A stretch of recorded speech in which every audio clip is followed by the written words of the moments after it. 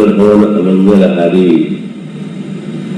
द्रवंश दशरथ अजर विहारी पंक्ति बड़ी ही प्रसिद्ध है और बड़ी ही लोकप्रिय। बहुधा रामायण के जो अखंड पाठ होते हैं या घरों में जो लोग संपुट लगा करके पाठ करते हैं वो बहुधा इसी पंक्ति का संपुट लगाया करते हैं और इस पंक्ति का जहां तक संबंध है उसका अर्थ साधारण दृष्टि से बड़ा सरल है। इसमें भगवान श्री राघवेंद्र के लाल रूप की वंदना की गई है और भगवान शंकर ये कहते हैं राम कथा के प्रारंभ में कि जो मंगल के साक्षात भवन है, धाम है और समस्त अमंगलों को नष्ट करने वाले हैं, वे दशरथ के प्रांगण में, दशरथ के आंगन में विहार करने वाले श्री राम हम पर द्रवित।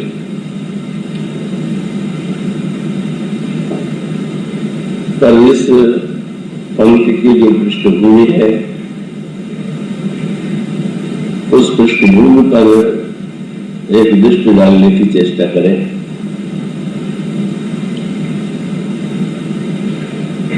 गोस्वामी जी ने इस पंक्ति के पहले बड़े ही विस्तार से उस पृष्ठभूमि को प्रस्तुत किया है जिसमें भगवान शंकर राम कथा प्रारंभ करते हैं और राम कथा प्रारंभ करने से पहले वे भगवान राम का ध्यान करते हैं। ध्यान करने के बाद वे वंदना की पंक्तियां पढ़ते हैं और उन्हीं पंक्तियों में अंतिम पंक्ति के रूप में मंगल अमंगलहारी द्रवंश दशरथ अजर विहारी, इसी पंक्ति को अंत में इसका उच्चारण करने के बाद तब वे श्री राम की कथा सुनाते हैं।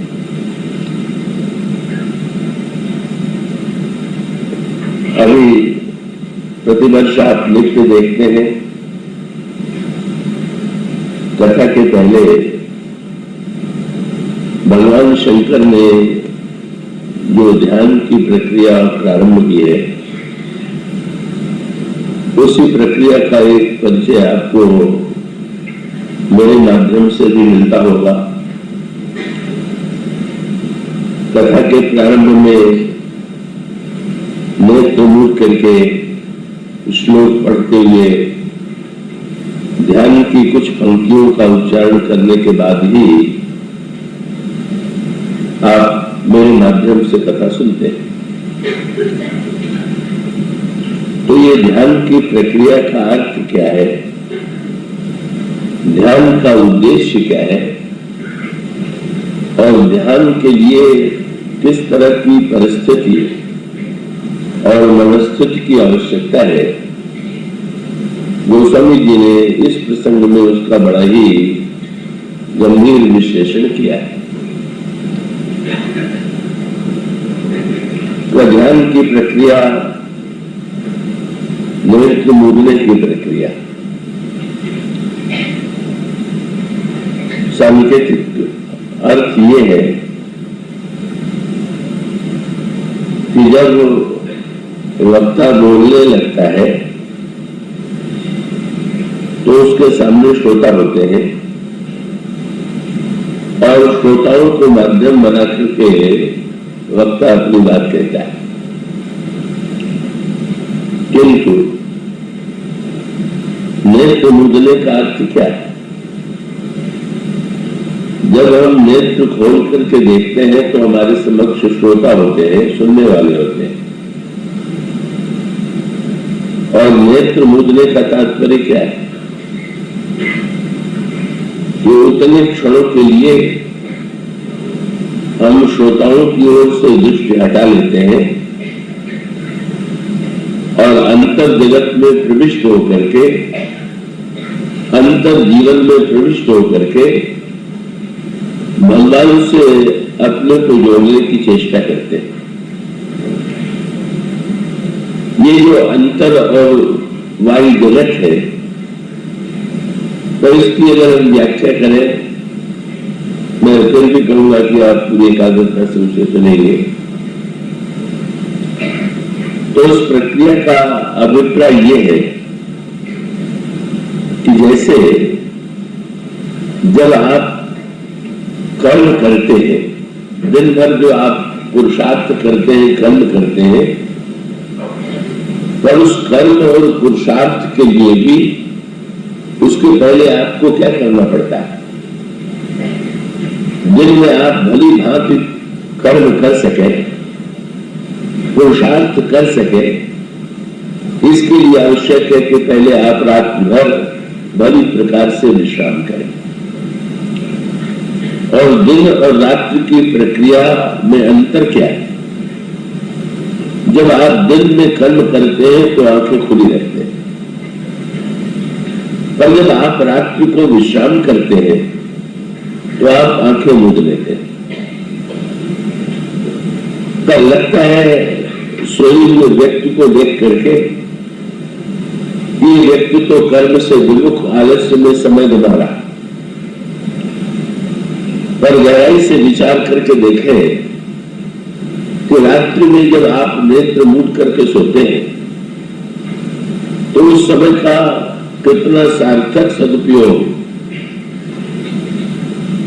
इसके ये जो निद्रा है, इसमें दो लक्षण चमत्कार है।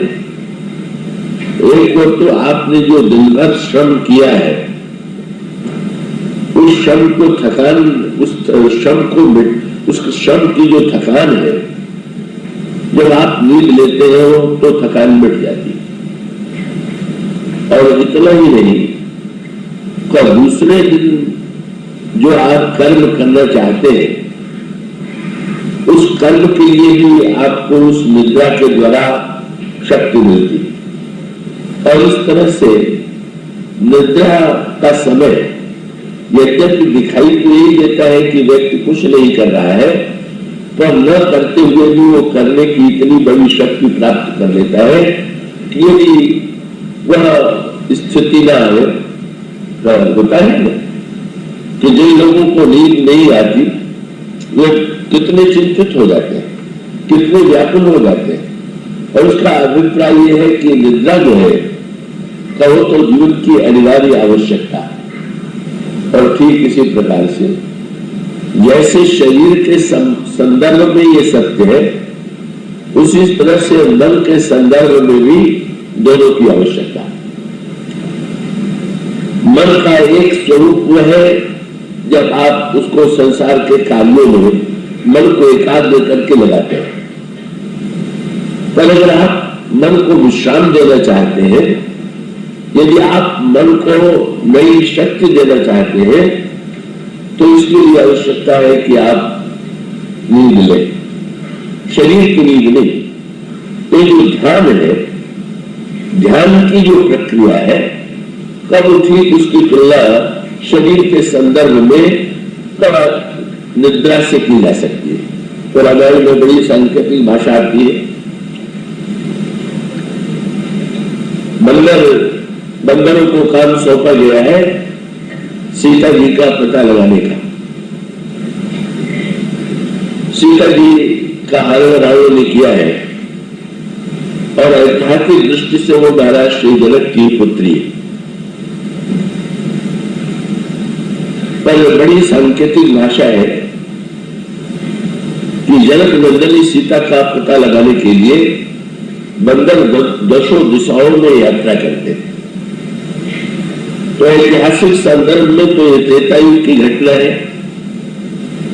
पर अगर आध्यात्मिक जीवन की दृष्टि से विचार करके देखें तो ये कह सकते हैं कि सीता जी की खोज तो निरंतर चलती ही रहती।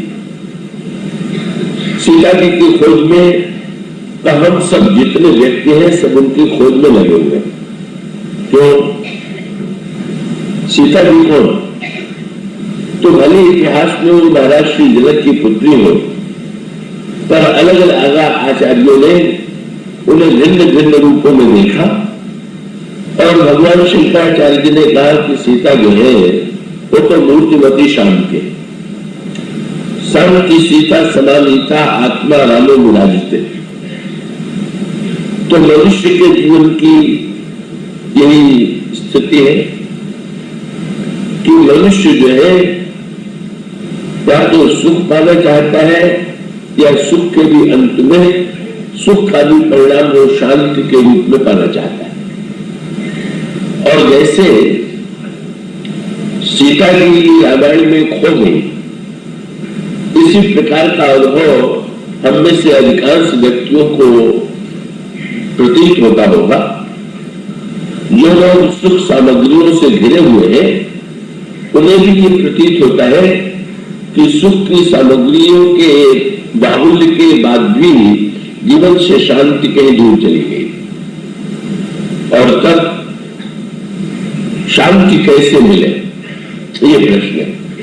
सीता जी की खोज का अभिप्राय यह है जीवन में शांति कैसे प्राप्त हो, और तब शांति की प्राप्ति के लिए बंदरों को यह काम सौंपा गया।